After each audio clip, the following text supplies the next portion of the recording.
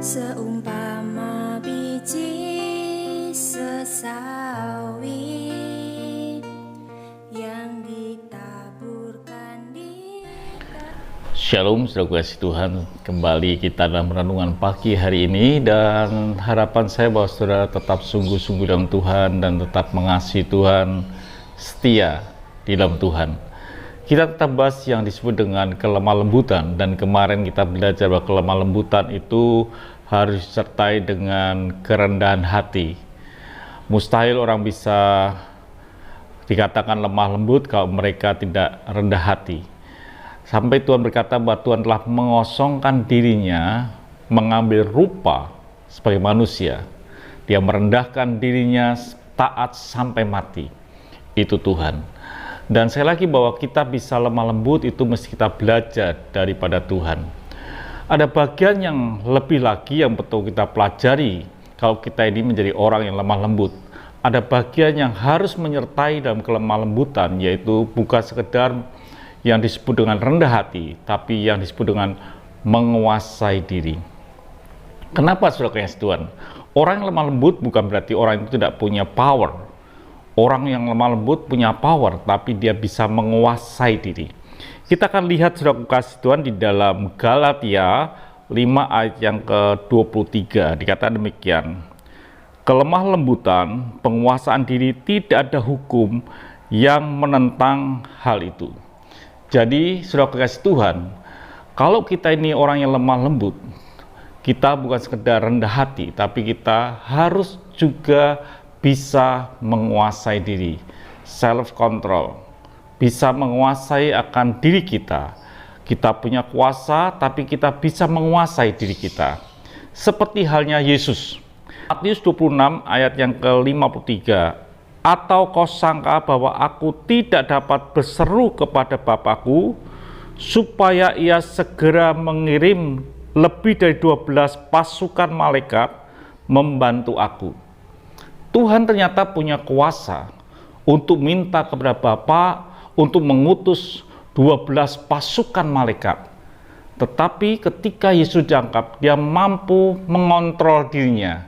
Dia memiliki self control, dia bisa menguasai dirinya. Lemah lembut bukan berarti tidak punya kekuatan, tidak punya kuasa. Tapi orang yang lemah lembut adalah orang yang bisa memiliki penguasaan diri, bisa mengontrol diri dalam situasi apapun juga. Saudaraku kasih Tuhan, itu harus kita miliki. Kalau kita ini berkata bahwa saudara dan saya adalah orang yang lemah lembut, saudara juga orang yang bisa mengontrol diri. Daud juga hal yang sama, saudaraku kasih Tuhan. Daud ini orang yang bisa mengontrol diri.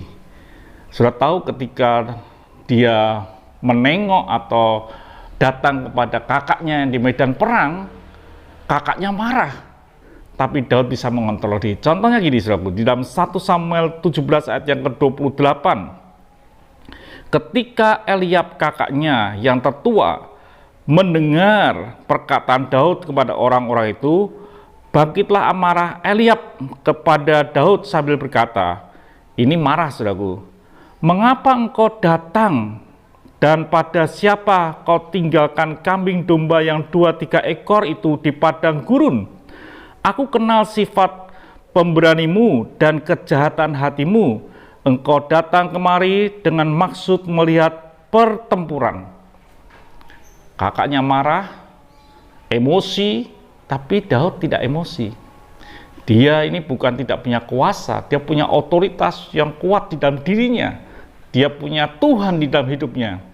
Tapi dia bisa menguasai dirinya. Dia berkata dalam 1 Samuel 17 ayat 29, tetapi jawab Daud, apa yang telah kuperbuat? Hanya bertanya saja. Itu jawabannya. Bukan berarti Daud tidak bisa marah. Bukan berarti Daud tidak bisa menunjukkan kuasanya. Hal-hal tertentu dia bisa berkata dengan tegas.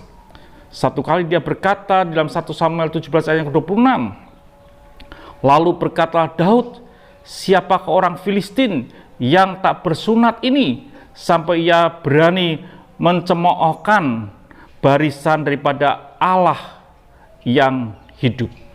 Dia marah dengan orang Filistin, dengan Goliat. Dia bisa marah.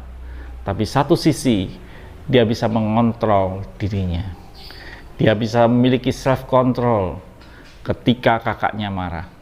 Ternyata sudah punya si Tuhan, orang yang lemah lembut adalah orang yang rendah hati, tapi juga orang yang bisa memiliki penguasaan diri. Di dalam segala hal, dalam hidup kita perlu bisa menguasai diri. Di gereja, di rumah tangga, di mana pekerjaan, kita perlu bisa menguasai diri. Ketika situasi sedang pelik, bukan marah dibalas dengan marah, bukan ditampar pipi kiri dibalas dengan tamparan berikutnya, tidak. Tetapi kita bisa membalas kejahatan dengan kebaikan. Itu artinya bahwa kita bisa mengontrol diri. Bukan kita tidak berani, bukan kita tidak mampu membalas, tapi bisa kita mengontrol diri kita untuk tidak membalas, karena kita punya hati yang lemah lembut. Dalam hidup kita ini adalah orang yang lemah lembut dan bisa mengontrol diri, maka Tuhan akan memberikan sesuatu yang luar biasa dalam hidup kita. Mari kita berdoa. Bapa, kami bersyukur bila kami memiliki penguasaan diri di dalam hidup ini. Bukti kami ini lemah lembut.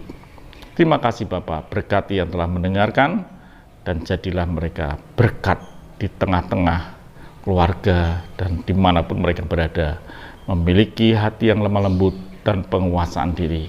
Haleluya, amin. Tuhan memberkati. Sampai jumpa esok pagi.